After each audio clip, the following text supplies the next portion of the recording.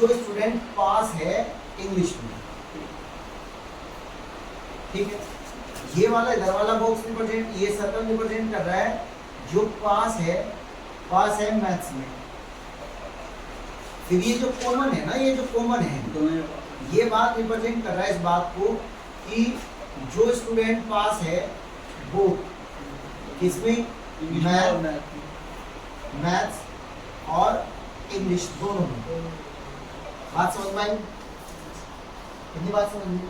अगर इस बात को मैं परसेंटेज से रिप्रेजेंट करूं, मान लो 60% डाटा ये है जो इंग्लिश में पास है, और हमने कहा भाई 50% डाटा ये वो है जो मैथ में पास है, और हम ये कह रहे हैं भाई इसमें 40% वो स्टूडेंट है जो दोनों में पास है। अगर हमें ये निकालना हो कि एग्जैक्टली ओवरऑल कितने पास है और कितने फेल है, पहला पॉइंट, पूरा डाटा एक फ्रेम में होना चाहिए। ये पॉइंट जो याद रखो, फ्रेम, परसेंटेज नहीं, फ्रेम का मतलब पास तो पास, फेल तो फेल। जैसे ये पास पास पास, या पूरा डाटा फेल में होना चाहिए, ठीक है।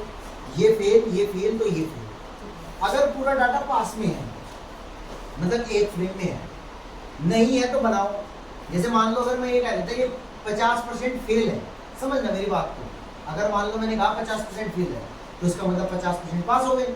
मैं अपने डाटा को पास में रखना चाहूँ तो 50% पास हो गए। बताओ मेरी बात समझ में आई क्या? समझ में आ गई? ठीक है। अब इंडिविजुअल को जोड़ो, इंडिविजुअल को यानी कि इंग्लिश को जोड़ दिया हमने और मैथ्स को जोड़ दिया।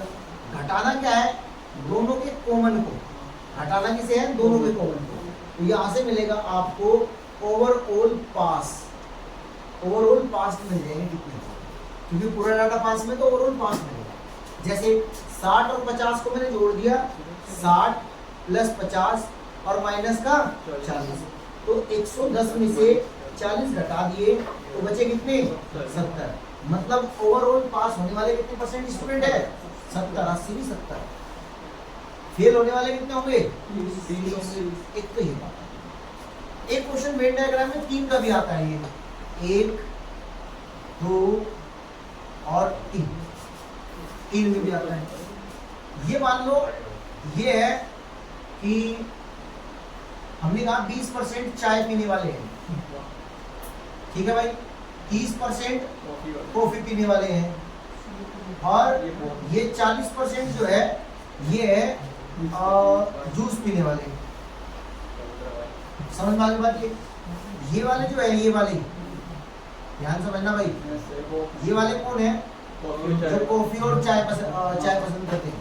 मान लो हमने ये कहा ये 10% है, हमने कहा ये वाले कौन है? फिर जूस और कॉफी वाले, ये जूस और कॉफी वाले हैं, ये कह दिया 5% है।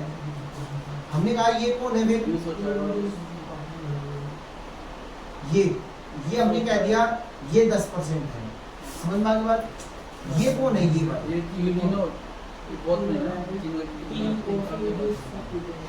ये तीनों वाले हैं, और हमने कह दिया ये मान लो 8% है। कितने? ये 8%। पूरा डाटा समझना है। अब इनको ना मार्किंग कर देता हूँ, A, B, C, ये लिख दिया हमने, D, ये हमने कर दिया E, और ये हो गया F। समझ में आ गई? क्योंकि फॉर्मूला जब लिखूंगा तो दिक्कत नहीं होगी। फिर से वही बात, ये सारे पसंद करने वाले हैं या सारे ना पसंद करने वाले हैं? पूरा डाटा एक फ्रेम में होना चाहिए। फिर से वही बात याद रखनी है, पूरा डाटा एक फ्रेम में। अगर पूरा डाटा एक फ्रेम में होगा तो क्या करोगे? मान लो ये पास में होता, या मान लो हम ये कह रहे हैं कि लाइक करने वाले हैं, ये पसंद करने वाले हैं, तो इंडिविजुअल को जोड़ेंगे, A, B, C को जोड़ देंगे, A, B और C को जोड़ देंगे, ठीक है। कॉमन को घटा देंगे, दोनों के कॉमन को घटाएंगे, किसे? इन्हें D प्लस E प्लस ये तो लिखना भूल गए हम, इसे हम F मान लेते हैं, ये F और ये G बना लो, है ना। तो ये F माइनस कर देंगे और G को जोड़ देंगे। G समझ में आ गया ना कौन सा है? G तीनों का कॉमन। अब देखो कैसे करेंगे, A, B, C 20, 30, 50 और 40, 90। घटाने में कौन सा है? 10, 20 और 5, 25। घटेगा, और जोड़ने में कितना है 8। अब 30 में माइनस करूंगा 60, 60 में जोड़ दूंगा 5, 65, 65 में 8 जोड़ दिए कितने बचे 57, 65 में 8 जोड़ कर 65 में 8 जोड़कर बनिए 73। तो 73% ऐसे व्यक्ति हैं जो मतलब कोई ना कोई कॉफी या टी या चाय पीना पसंद करेंगे।